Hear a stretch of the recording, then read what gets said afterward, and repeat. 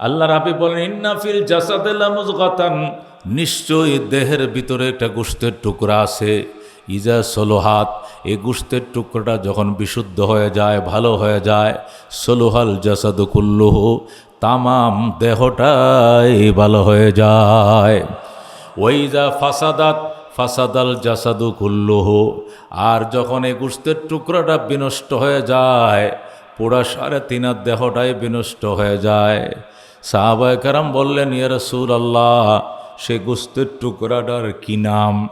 রসুল বলেন, আলা ওয়াহিয়াল কালব, সাবধান সাবধান, সেই গোশতের টুকরাটার নাম হইল কলব। সোহান, এখানে এসে গর্বর তৈরি করে ফেলায়, এখানে এসে দলের মহব্বত, এখানে এসে নেতার মহব্বত, এখানে নেত্রীর মহব্বত, এখানে ব্যবসার মহব্বত, এখানে আর্জেন্টিনার মহব্বত, এখানে ব্রাজিলের মহব্বত, এখানে ইহুদি নাসারাদের মহব্বত।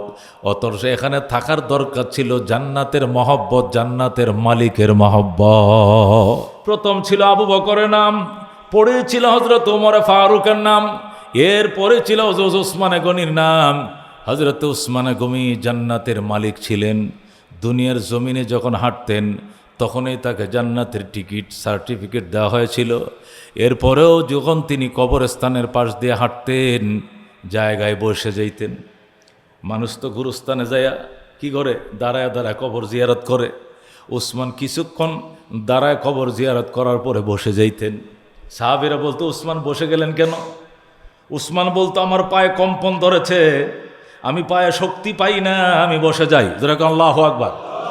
কবর দেখলে আমি কমজোর হয়ে যাই, কবর দেখলে আমার শরীরে কম্পন এসে যায়, আমি পায়ে শক্তি পাই না, আমি মনে হয় আমি এখনই মারা যাব। কবর দেখলে আমার এতই ভয় লাগে।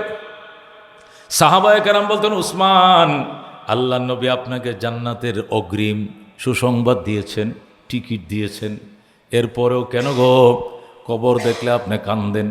হযরত উসমান বলতেন, আমার আব্বা জান ওই হাদিস যেমন বলেছেন, এ হাদিসে তো বলেছেন, কখন হাদিস, আল কবরু ইম্মা রাউজাতুম মির রিয়াজিল জান্নাহ আও হুফরাতুম মিন হুফানিন নার। নবী তো এটাও বলছেন, কবর হয়তো জান্নাতের টুকরা হবে, নয়তো জাহান্নামের গাড়া হবে। আমি উসমানের জন্য যদি কবর জাহান্নামের গাড়া হয়ে যায়, আমার কি উপায় হবে? এই চিন্তায় আমি পায়ের শক্তি হারায় ফেলি, আমি কবরের পাশে বেশিক্ষণ দাঁড়িয়ে থাকতে পারি না।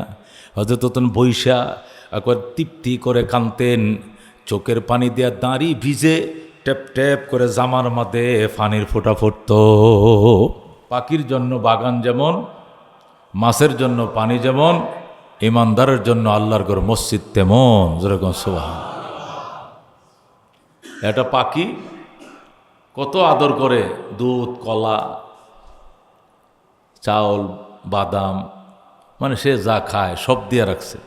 একটা মালাইয়ের মধ্যে দিছে দুধ, একটাতে কলা, একটাতে গম, একটার মধ্যে ভুট্টার, এই নানান ধরনের যেটা সে খায় সব দিয়ে রাখছে। ধনী মানুষ খাঁচাটা স্বর্ণ দিয়ে বানাইছে, স্বর্ণের খাঁচার মধ্যে ময়নারে রাখছে। এরপরেও ময়না ফাঁক দিয়ে শুধু মুখ বের করে, মানে সেখানে থাকতে চায় না। তো মালিক জিজ্ঞাসা করে, বেটা 120 টাকা কেজি দুধ আমি খাই না, তুরে খাওয়াই। 40 টাকা হালি সাগর কলা তুরে খাওয়াই, আমার পরাণে দেয় না। দামি খাঁচায় তোরে রাখলাম, তোর কি অভাব? তুই শুধু খাঁচার ফিঞ্জারের ফাঁকে ফাঁকে মুখ বের করিস, কেমন যেন তোর এখানে ভালো লাগে না, ঘটনা কি?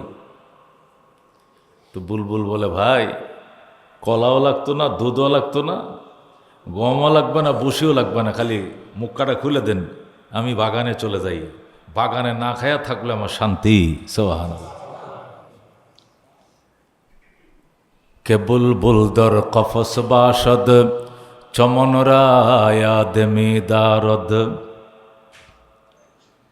কে বুলবুল দর কফস বাসদ চমন রায়াদ মিদারদ। ডক্টর ইকবাল বলেন, মুসাফির হার কুজা বাসদ ওতন রায়াদ মিদারদ, কে বুলবুল দর কফস বাসদ চমন রায়াদ মিদারদ। সুবহানাল্লাহ। আল্লামা ইকবাল বলেন, মুসাফির হার কুজা বাসত, মুসাফির মানুষ যে বিদেশে গেছে কাজের সন্ধানে, টাকা ইনকামের জন্য, অথবা অন্য কোনো কাজে বেড়াইতে গেছে, যেখানেই থাকুক না কেন, যত উন্নত দুনিয়াতে বসবাস করুক না কেন, আমেরিকা, লন্ডন, ইতালি, অস্ট্রেলিয়ার মতো ধনী দেশগুলোতেও আপনি গেছেন বেড়াইতে, অথবা কাজের সন্ধানে টাকা ইনকাম করার জন্য, মন ওই ফকির দেশ, গরিব দেশ, মিসকিন দেশ বাংলাদেশের জন্য উথাল পাগল। ডেইলি 3 বার ফোন করে, সকালে আবার দুপুরে আবার রাত্রে ফোন করে, এই গরিব দেশের জন্য মন উথাল পাগল। মুসাফির হার কুজা বাসদ, মুসাফির পরদেশি ফরেনার যেখানেই থাকুক না কেন, অতন রায়া দেমিদারত, সে অতন তার মাতৃভূমিকে 1 সেকেন্ডের জন্য ভুলে না।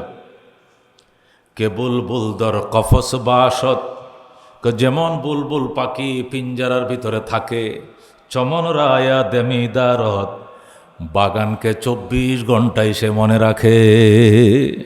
বুলবুল পাখি স্বর্ণের খাঁচায় বসেও যেরকম বাগান বলে না, মানুষ যেখানেই থাকুক না কেন সে মাতৃভূমিকে ভুলে না।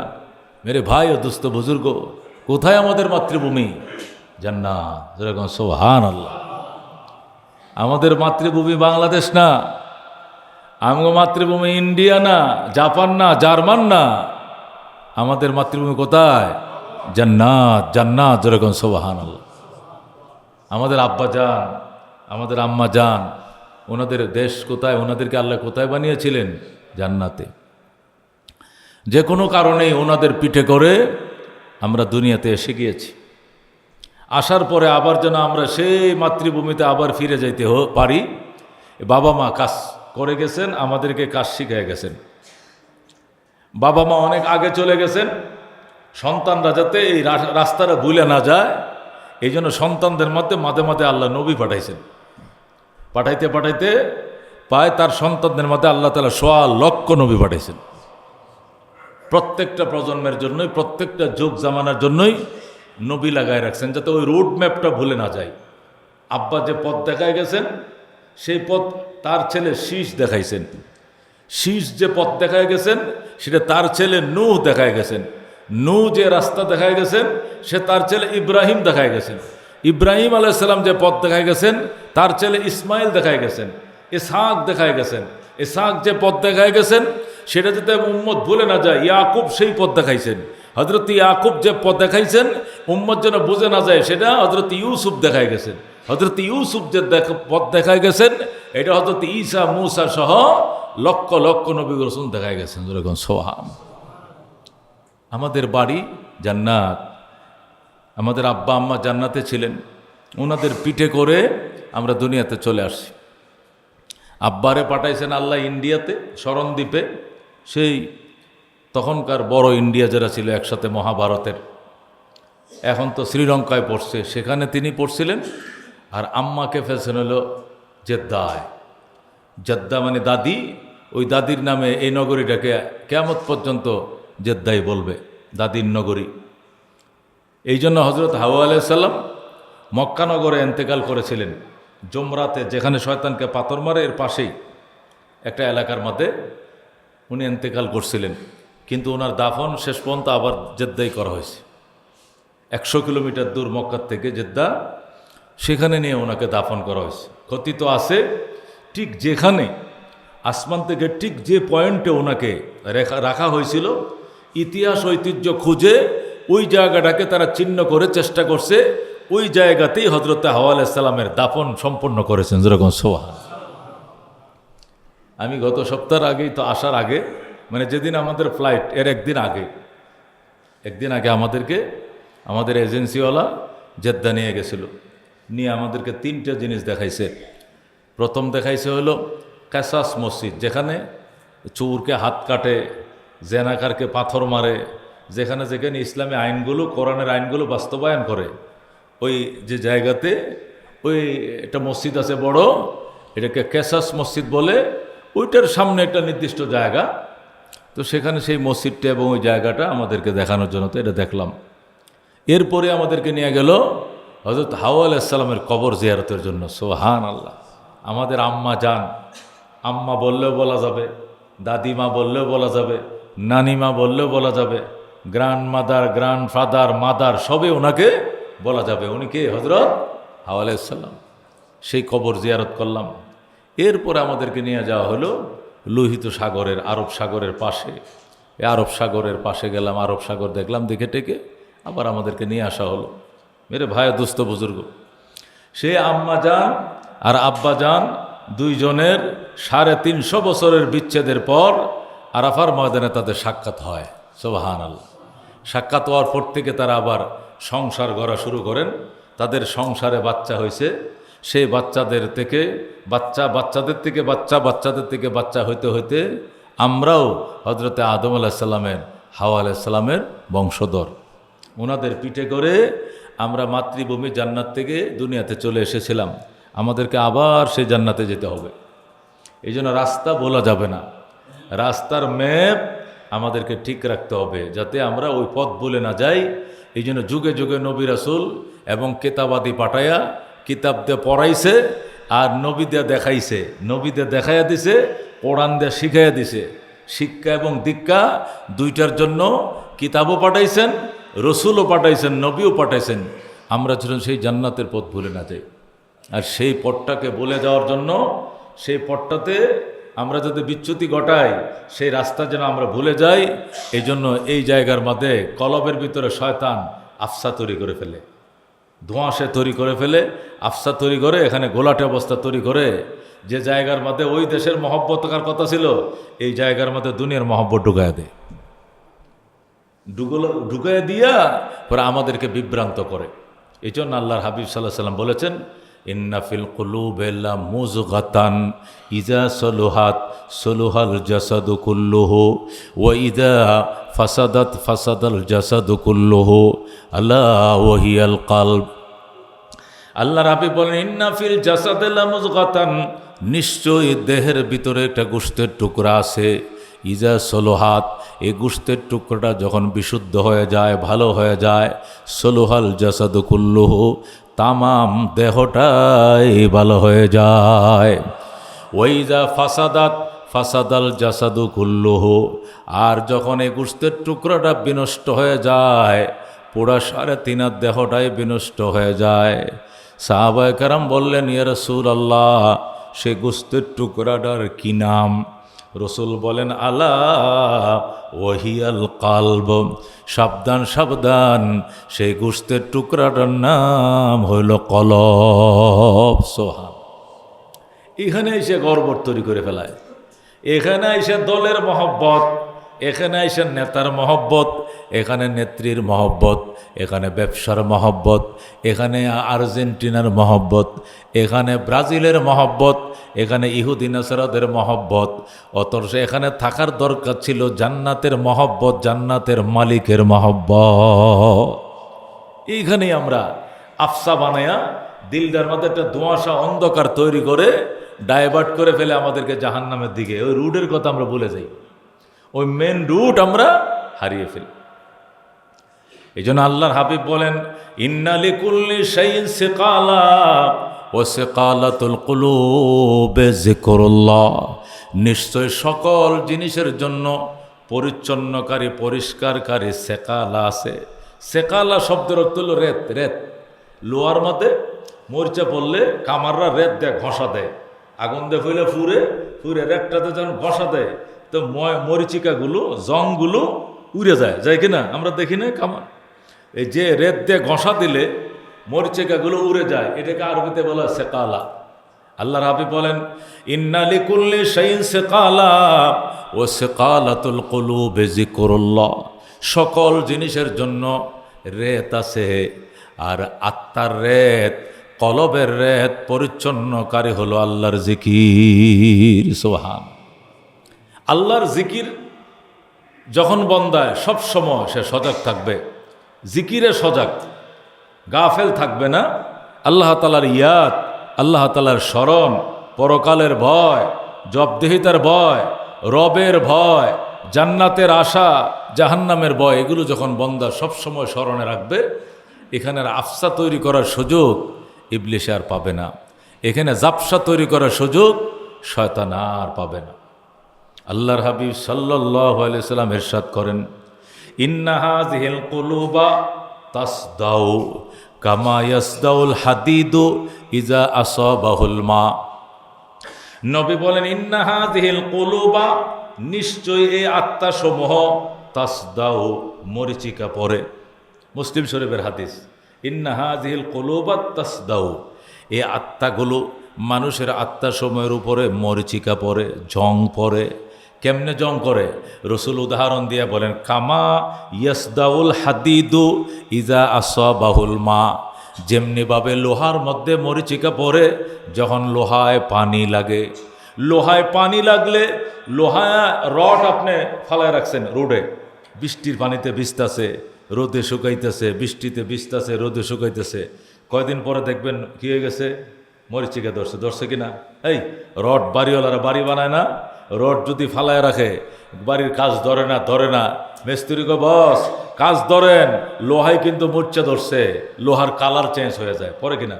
আল্লাহ হাবিব বলেন, ইন্না হাযিহিল কুলুবা, নিশ্চয় এই আত্মাসমূহ তাসদাউ, মরিচিকা লেগে যায়। কেমনে? কামা ইয়াসদাউল হাদিদু ইজা আসাবাহুল মা, যেমনিভাবে লোহার মধ্যে পানি লাগলে মরিচিকা পায়, মানুষ যখন পাপ করে আত্মার মধ্যে মরিচিকা লেগে যায়। কিলা ওয়া মা জালাউহা ইয়া রাসূলুল্লাহ, সাহাবায়ে কেরাম জিজ্ঞাসা করলেন, ইয়া রাসূলুল্লাহ, এই মরিচিকা দূর করার উপায় কি? এই মরিচিকা দূর করার ব্যবস্থা কি, বন্দোবস্ত কি? রসুল বলেন, ক্বালা কাসরাতু যিকরিল মাউত ওয়া তিলাওয়াতুল কুরআন। সুবহানাল্লাহ। আল্লাহ রাব্বি বলেন, দুইটা মেডিসিন, দুইটা ঔষধ তোমাকে ব্যবহার করতে হবে, তাহলে তোমার অন্তরের মরিচিকা দূর হবে, জং দূর হবে, শক্ত আত্মা নরম হবে, দুনিয়ামুখী আত্মা পরকালমুখী হবে, জান্নাতমুখী হবে। এই দুইটা মেডিসিন হলো, এক নম্বরে কাসরাতু যিকরিল মাউত, মৌতের স্মরণ বাড়াইতে হবে। এক নম্বরে কাসরাতু যিকরিল মাউত, মৌতের স্মরণ বাড়াও, মৌতের স্মরণ বাড়াও। मौत जिस दिन आ गई दुनिया की दौलत क्या हुई, रूह तन से उड़ गई मुर्दा की हालत क्या हुई। मौत जिस दिन आ गई, मरण যেদিন এসে যাবে, দুনিয়া কি দৌলত ক্যা হুই, দুনিয়ার দন দৌলত 10 তলা 20 তলা কি হবে? কিছুই হবে না। শুধু চেয়ে চেয়ে কাঁদবা আর বলবা, হায় কষ্টের বাড়ি, তোরে রেখে গেলাম, আমি কোথায় যাই নিজেও জানি না। সেই বাড়ির দিকে তাকায়া তাকায়া, সুন্দর কালারের দিকে তাকায়া তাকায়া, সুন্দর সুন্দর ফিলারের দিকে তাকায়া তাকায়া শুধু চোখের পানি ছাড়বে মানুষ। আর সন্তানরা বলবে, বাবা কাঁদছো কেন? কোন আফসোসে তুমি কাঁদছো? বাবাই বলবে, পুত্রে টাকা পয়সা ধন দৌলত অভাব ছিল না, রেখে যাচ্ছি দুটি খালি হাত যাচ্ছি, এই জন্যই কান্দি, কিছু নিয়ে যেতে পারলাম না। এই জন্য মেরে ভাই দোস্ত বুজুর্গ, আল্লাহর হাবিব বলেন, সেই রুট ম্যাপ, জান্নাতের রুট ম্যাপ যেন তুমি ভুলে না যাও। টাকা পয়সা তোমার লাগবে, টাকা পয়সা তুমি ইনকাম করবা, ঠিক আছে, অসুবিধা নাই, তবে এই টাকা পয়সায় তোমাকে যেন এখানে আফসা ফেলে না দেয়, এখানে ঝং ফেলে না দেয়। পরিষ্কার করে রাখবা, সব সময় পরিষ্কার করে রাখবা। আল্লাহু আকবার। ইঞ্জিল চলবে কিন্তু গরম যেন না হয়ে যায়, ফাঙ্কা কিন্তু সব সময় লাগায় রাখে।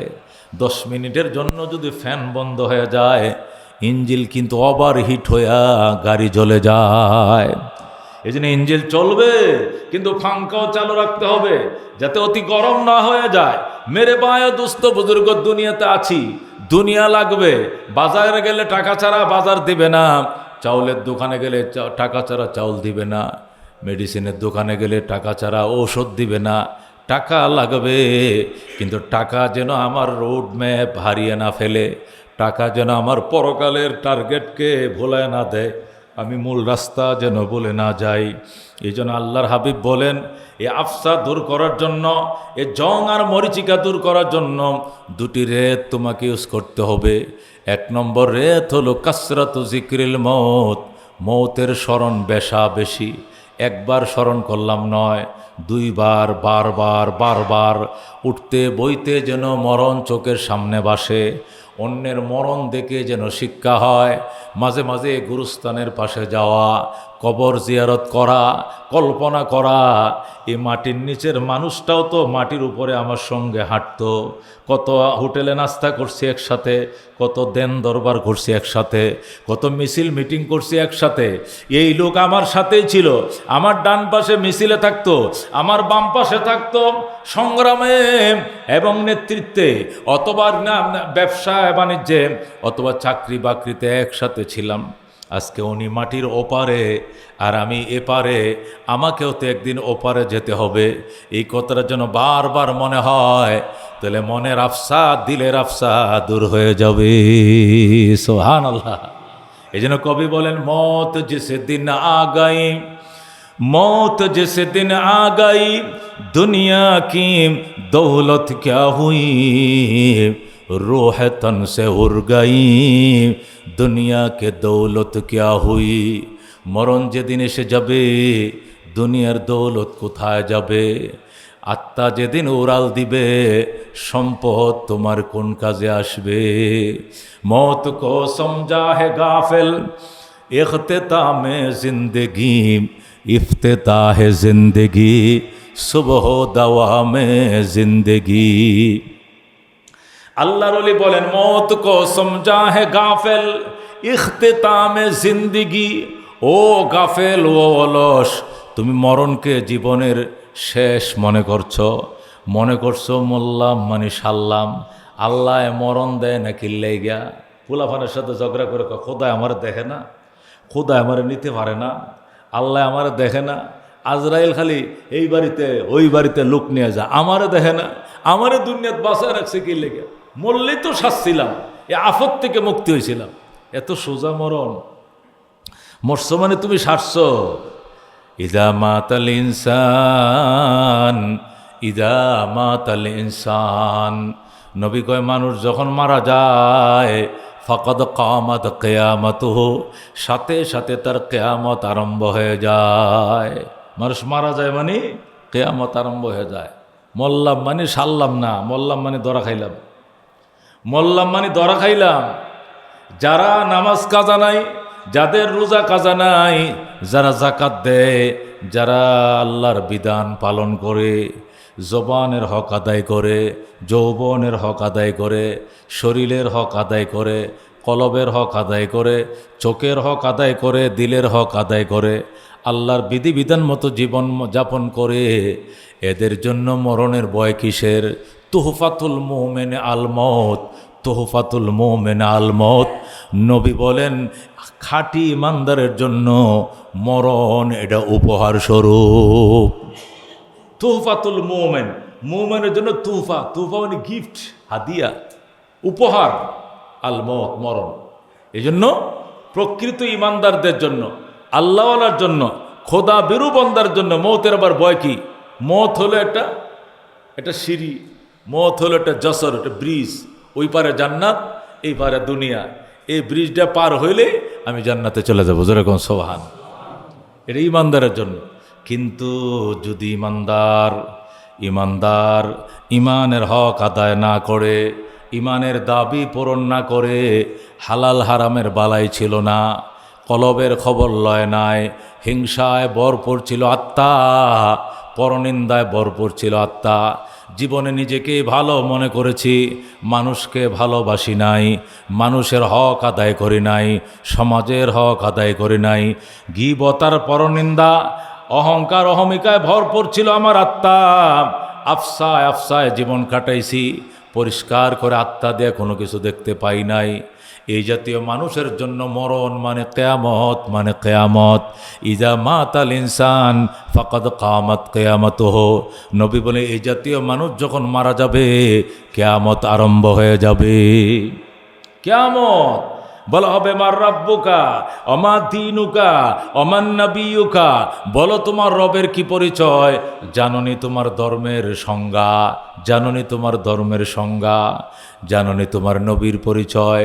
মান হাযার রাজুলিল্লাযী বুইসা ফীকুম, নবীর পরিচয় যখন দিতে পারবে না, নবীর পরিচয় দিতে যখন সক্ষম হবে না, তখন ফেরেশতারা ইশারা দিয়া নবীজির রওজাটা তাকে দূর থেকে দেখাবে আর বলবে মান হাযার রাজুল আল্লাযী বুইসা ফীকুম, ওই লোকটাকে চিনুনি যাকে তোমার হেদায়েতের জন্যই দুনিয়াতে পাঠানো হয়েছিল।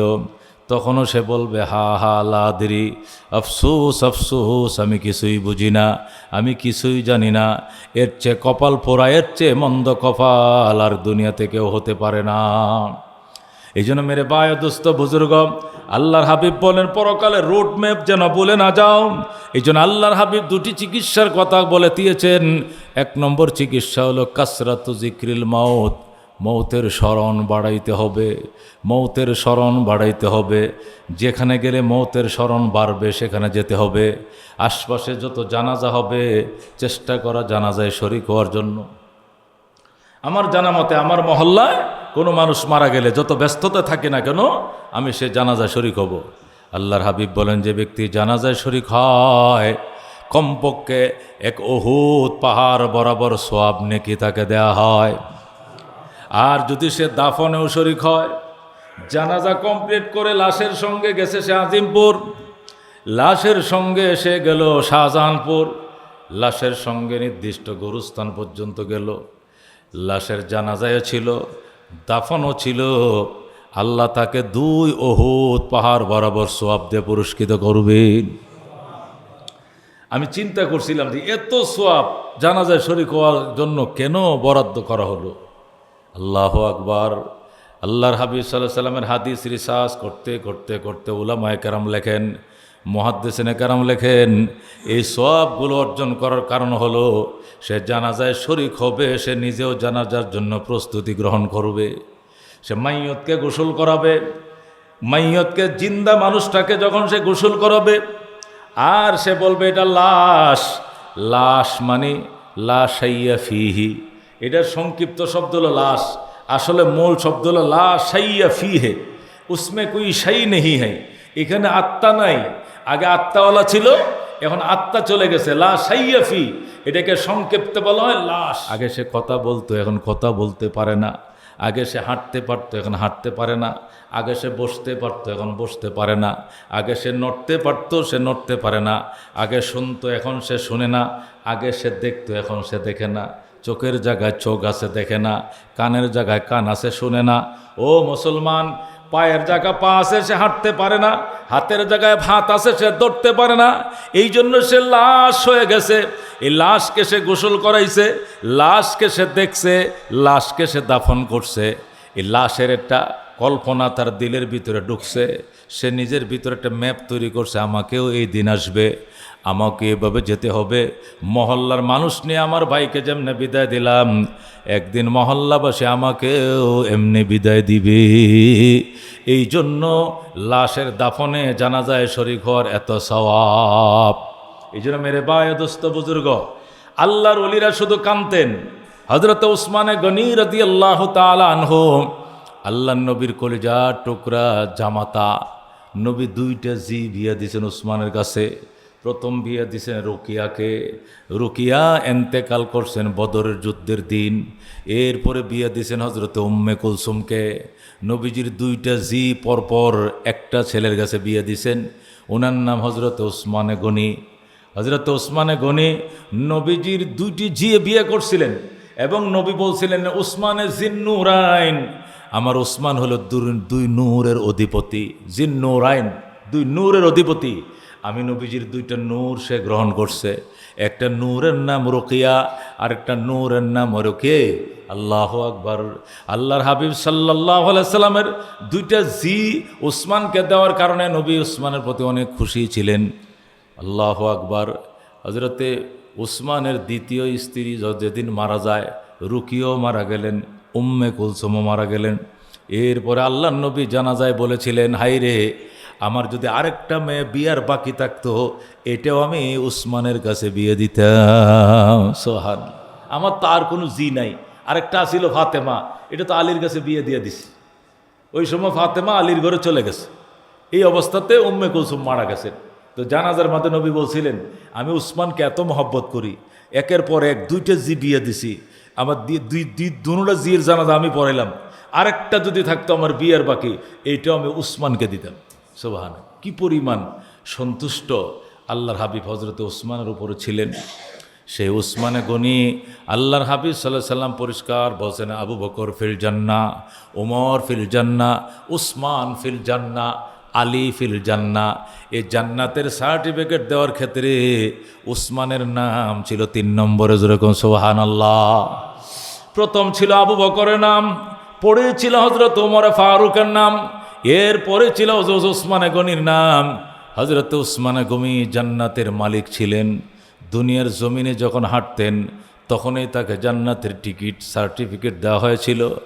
এরপরেও যখন তিনি কবরস্থানের পাশ দিয়ে হাঁটতেন, জায়গায় বসে যাইতেন। মানুষ তো গুরুস্থানে যায়া কি করে, দাঁড়ায় দাঁড়ায় কবর জিয়ারত করে। উসমান কিছুক্ষণ দাঁড়ায় কবর জিয়ারত করার পরে বসে যাইতেন। সাহাবীরা বলতো, উসমান বসে গেলেন কেন? উসমান বলতো, আমার পায়ে কম্পন ধরেছে, আমি পায়ে শক্তি পাই না, আমি বসে যাই। যেরকম আল্লাহু আকবার। কবর দেখলে আমি কমজোর হয়ে যাই, কবর দেখলে আমার শরীরে কম্পন এসে যায়, আমি পায়ে শক্তি পাই না, আমি মনে হয় আমি এখনই মারা যাব। কবর দেখলে আমার এতই ভয় লাগে। সাহাবায়ে কেরাম বলতেন, উসমান, আল্লাহ নবী আপনাকে জান্নাতের অগ্রিম সুসংবাদ দিয়েছেন, টিকিট দিয়েছেন, এরপরেও কেন গো কবর দেখলে আপনি কান্দেন? হযরত উসমান বলতেন, আমার আব্বা জান ওই হাদিস যেমন বলেছেন, এ হাদিসও তো বলেছেন। কোন হাদিস? আল কবরু ইম্মা রাউজাতুম মির রিয়াজিল জান্নাহ আও হুফরাতুম মিন হুফানিন নার। নবী তো এটাও বলছেন, কবর হয়তো জান্নাতের টুকরা হবে, নয়তো জাহান্নামের গাড়া হবে।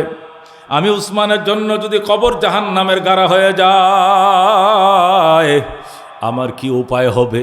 এই চিন্তায় আমি পায়ের শক্তি হারায় ফেলি, আমি কবরের পাশে বেশিক্ষণ দাঁড়িয়ে থাকতে পারি না। হযরত বৈশা একবার তৃপ্তি করে কাঁদতেন, চোখের পানি দিয়ে দাঁড়ি ভিজে ট্যাপ ট্যাপ করে জামার মধ্যে পানির ফোঁটা ফুটত। মেরে বায় দোস্ত বুজুর্গ, এই জন্য আল্লাহর হাবিব বলছেন, পরকালের রুট যেন হারিয়ে না ফেলো, পরকালের রোডম্যাপ যেন হারিয়ে না ফেলো।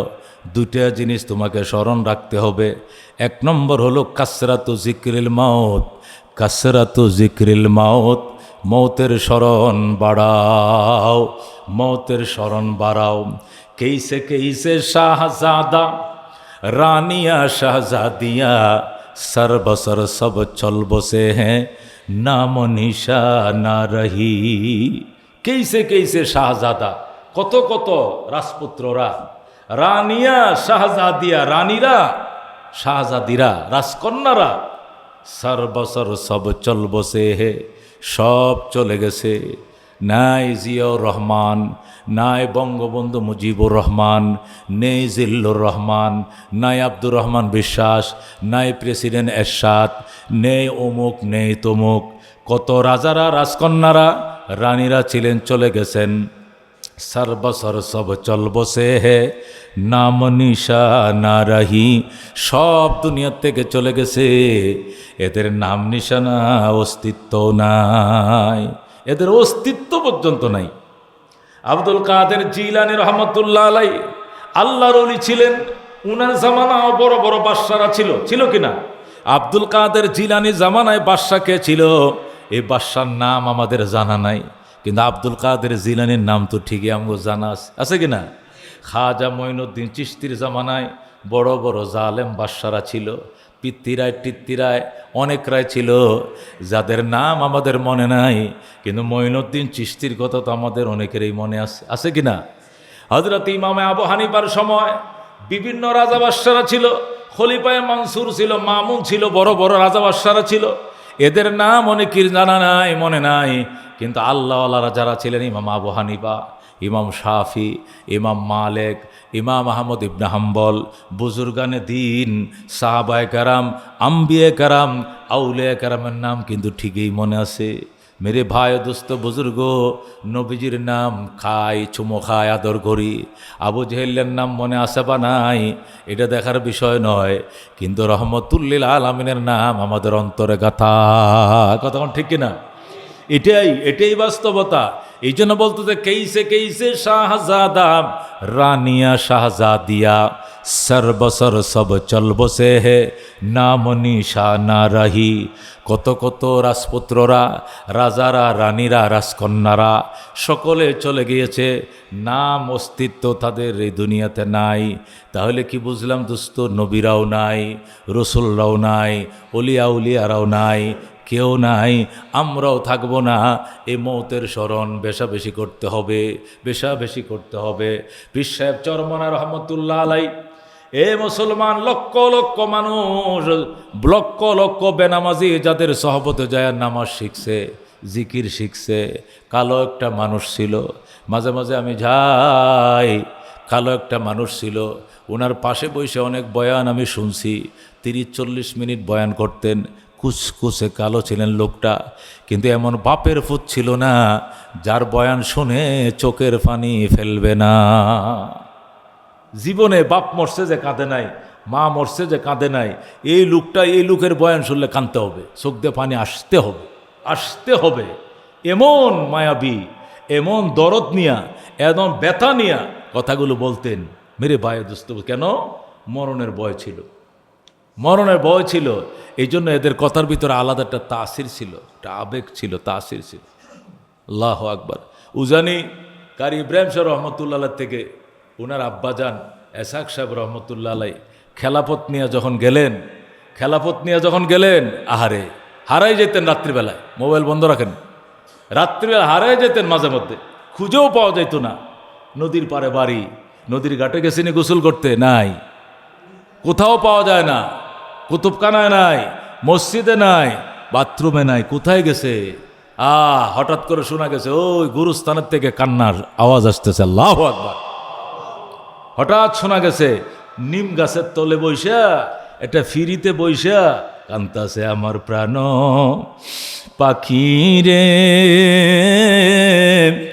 আমার কালো ময়না রে, একদিন তো যাইবার ময়না উড়িয়া, একদিন তো যাইবার ময়না ছাড়িয়া। ছেলে মেয়েরা পাশে বসে কান্দিবে পাগলের বেশে, পড়বে তারা আল্লাহর কোরআন খুলিয়া। এইভাবে কান্ত, আর পাঁজা মারে ধরে সন্তানরা বাড়িতে নিয়ে আসতো। আব্বু, এই অন্ধকার রাত্রে, এই কুয়াশার মধ্যে আপনি এখানে বৈশাখ কান্দেন, আপনার কি শীত লাগে না? আপনার কি ভয় লাগে না? বাবা পানি, ওনাদের বরিশালের ভাষায় বলতো, বাবা এই মানুষের সমাজে ভয় লাগলে তো ডাক দিলেও তো দুইজন মানুষ টর্চ লাইট নিয়ে আইসা বলবে, কি রে আপনি চিল্লাইতেছেন কেন, ভয় পাইতেছেন? আমরা আছি তো, দুইজন লোক আসবে দৌড়াইয়া। কবরে যদি ভয় পাস, ওখানে ডাকলেও তো কেউ যাবে না। কবরে ভয় পাইলে সারাদিন ডাকলেও কেউ যাবে না, যাবে কেউ? আল্লাহু আকবার। যে যেখানে আছেন দায়িত্ব পালন করবেন। যদি কোনো একটা বাচ্চা আপনার পাশে দুষ্টামি করে, তা আপনাকে শিখিয়ে দেওয়া লাগবে, আপনি এখান থেকে নিজেই বাধা দেবেন, এই দুষ্টামি করিস না। আমার এখান থেকে বলতে হবে কেন যে বাচ্চাটাকে ফিরান? আপনাকে আল্লাহ আক্কল দেয় নাই যে হুজুরে কথা বলতেছে? একটা ছেলে, ছোট মানুষ, বুঝে না, টুকটুক করতেছে, সে তো বুঝে না, সে মনে করে এটা আওয়াজ করলে সুন্দর লাগবে। আপনি তো বুঝেন, আপনি তাড়াতাড়ি তারা ফিরাইবেন, এই হুজুরের কথা ডিস্টার্ব হচ্ছে। কিন্তু আপনি অপেক্ষা করলেন কেন যে অন্য কেউ বাধা দেখ, আমি না দেই, এমন করলেন কেন? নিশ্চয় আপনি যথাযথ বিবেকের দায়িত্ব পালন করেন না। এটা যেন না হয় কখনো, খবরদার। আমার বয়ানে মানুষ হুমড়ি খেয়ে যায়। টেকনাফতে তেঁতুলিয়া 6 মাস তো আমি বয়ানে করি, মানুষ অজু, গোসল, ফসরা, পায়খানা সব ভুলে যায়।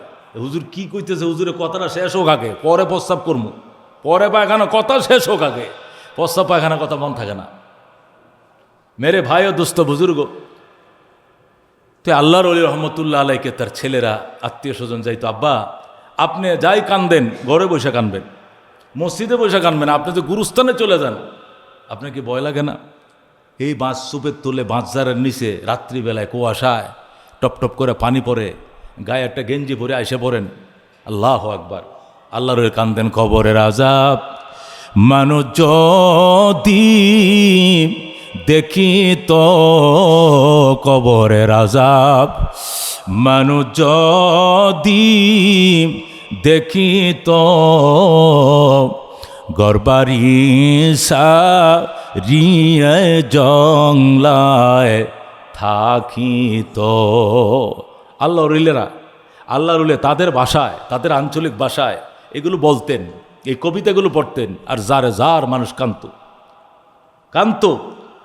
আল্লাহ নবী বলেন তাবুকু তাবুকু, কাঁদো কাঁদো, ফাইল্লাম তাবুকু ফাতাবা কাউ, কাঁদো কাঁদো, কান্না যদি না আসে কান্নার ভান ধরো, কান্না যদি না আসে কান্নার ভান ধরো। আল্লাহ কোরআনে বলেন ফালিয়াজহাকু কালিলাউ ওয়ালিয়াবকু কাসীরা, হাসো কম কান্দো বেশি, হাসো কম কান্দো বেশি। কান্না যদি না আসে অন্য কান্দন না, মানুষের পাশে বসবা, সে যখন কান্দে তুমিও হে হে হে হে করে কাঁদতে থাকবা, যেন আল্লাহ বুঝে তুমি কাঁদতে চেষ্টা করতেছ, পানি নাই, আল্লাহ পানিওয়ালা চোখের মতো তোমাকে কবুল করে নেবেন, যেরকম সুবহানাল্লাহ। এই জন্য মেরে ভাই দুস্থ বুজুর্গ, আল্লাহর হাবিব বলছেন পরকালের পরকালের রোড ম্যাপ যেন ভুলে না যায়। এই জন্য দুইটি রেত ইউজ করতে হবে। এক নম্বর রেত হলো কাসরাতু জিক্রিল মৌত, মৌতের স্মরণ বাড়াও। দুই নম্বর হলো তিলাওয়াতুল কোরআন, আল্লাহর কোরআনের তেলাওয়াত বাড়াও। আল্লাহর কোরআন তেলাওয়াত হলো শ্রেষ্ঠ জিকির, মানে জিকির বাড়াও। কোরআন তেলাওয়াত এটাও জিকির, আফজালুজ জিকরি তিলাওয়াতুল কোরআন। আল্লাহর হাবিব বলেন সর্বশ্রেষ্ঠ জিকির আল্লাহর কোরআন তেলাওয়াত। সুবহানাল্লাহ সুবহানাল্লাহ সুবহানাল্লাহ এটাও জিকির, আলহামদুলিল্লাহ আলহামদুলিল্লাহ এটাও জিকির, আল্লাহু আকবার এটাও জিকির, লা ইলাহা ইল্লাল্লাহ জিকির, ইল্লাল্লাহ জিকির, আল্লাহ জিকির, আল্লাহু আকবার জিকির, এগুলো সব জিকির। তবে সর্বশ্রেষ্ঠ জিকির হলো আল্লাহর কোরআনের তেলাওয়াত।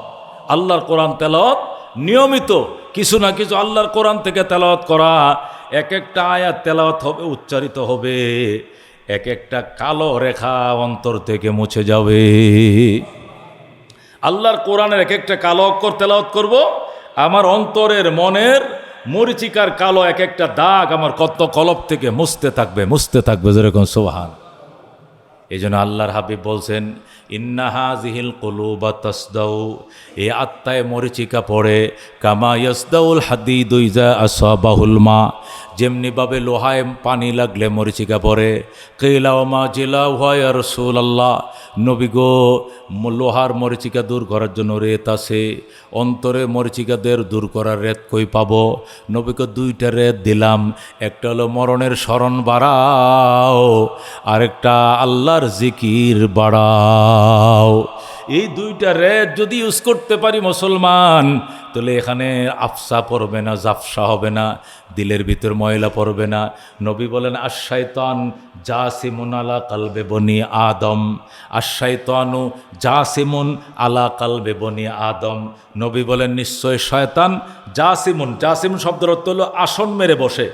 আসন মেরে বসা পর্যন্ত এইভাবে একবার এইভাবে বসে কি জন্য? দীর্ঘ সময় বসে থাকবে, এই জন্য ভালো করে বসো, পাউডা বাঁচ করে বসো, লম্বা সময় বসতে হবে, ওইভাবে বসে বেশিক্ষণ থাকতে পারবে না। রসুল ভাই ইন্না শয়তানা জাসিমুন, শয়তান এভাবে আসন গেড়ে বসে আলা কালবে বনি আদম, আদম সন্তানের কলবের উপরে। তো এদের এই আসন ভাঙ্গার উপায় কি? ফাইজা জাকারাল্লাহ খানাসা, যেই মাত্র আদম সন্তান আল্লাহর জিকির সুবহান আল্লাহ, আলহামদুলিল্লাহ, লা ইলাহা ইল্লাল্লাহ, আস্তাগফিরুল্লাহ, মানে যে কোনো একটা জিকির উচ্চারণ করে ফেলে, খানাসা, সাথে সাথে শয়তান পালিয়ে যায়। সুবহান। আর ওয়াইজা গাফালা, আর যখন সে শয়তানা আসন মেরে বসছে, সেও গাফেল হয়েছে, অলস কয় পরমনে নামাজ, খেলাটা দেখে লই, পরমনে নামাজ, দেখি একটা গোল দিছে, গোলটা আবার শুধাইতে পারে কিনা, আমার দলে চেষ্টা করতেছে গোলটা শুধা কাকে, এরপরে নামাজ মসজিদে দিয়ে খালি পড়া যায়, একলা পড়লে নামাজ হয় না, শয়তান হেরা বুঝাইতেছে, নমাজ খালি মসজিদে গেলে নমাজ হয়, একলা পড়লে হয় না। গড়েরও তো একটা হক আছে। এই যা নামাজটা বিছা, আজ যে নামাজ গড়ে হইব। এদিকে টিভি ছাড়ছে, এদিকে নামাজ পড়ে, এক রাকাত পরে আবার দেখে গোল হইছে নি, এদিকেও তাকায় এদিকেও তাকায়, নমাজ হইতেছে নি। এটারে কয় গাফেল। নবী কই যা গাফালা ওয়াসওয়াসা, যখন তুমি গাফেল হইবা তোমাকে কুমন্ত্রণা দিবে, নানান বুদ্ধি দিয়া তোমার আত্মার ভিতরে সে আফসা তৈরি করবে, যেরকম নাউজুবিল্লাহ। এই জন্য মেরে ভাই ও দোস্ত বুজুর্গ, সব তোমার সতর্ক থাকতে হবে। থাকতে তো আল্লাহ এই দুনিয়াতে দিবে না, যেতেই যেতে হবে, চলেই যেতে হবে। লাইন যেত না হারাই, যে দেশ থেকে আইছিলাম জান্নাত, আবার যেন সেই মাতৃভূমি চলে যাইতে পারি, যে রুট ম্যাপ যেন ঠিক থাকে। এই জন্য আল্লাহর কাছে কাঁদতে হবে, মৌতের স্মরণ বাড়াইতে হবে, আর আত্মাকে পরিষ্কার করতে হবে। আল্লাহ তাআলা আমাদেরকে আমল করার তৌফিক দান করুক, আমিন। ওয়া আখিরু দাওয়ানা আনিল হামদুলিল্লাহি রাব্বিল আলামিন। যারা সুন্নত পড়ে নেই 4 রাকাত সুন্নত পড়েন।